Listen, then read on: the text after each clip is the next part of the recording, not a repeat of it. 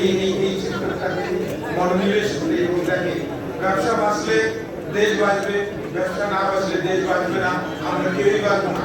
আমাদের সরকারি চাকরিতে হার্ডলি 5 লাখ লোক কাজ করে।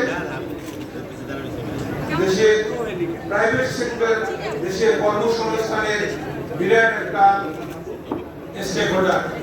এরা যদি ভালোভাবে ইন্ডাস্ট্রি চালাতে না পারে, ব্যবসা চালাতে না পারে, তাহলে দেশের কর্মসংস্থান মুখ থুবড়ে পড়বে, দেশের নিত্য প্রয়োজনীয় দ্রব্যের ঘাটতি দেখা দেবে, দেশের এক্সপোর্ট ব্যাহত হবে, এক্সপোর্ট কমে যাবে, ফরেন কারেন্সি আর্নিং কমে যাবে। এই সেক্টরটাকে আমি বলবো সবাইকে এই সেক্টরটাকে যেন ঠিক মতো নার্সিং করতে হবে সবাই মিলে।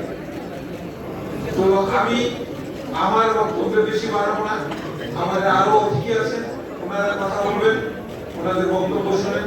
আমি এবার শেষ করছি। আসসালামু আলাইকুম।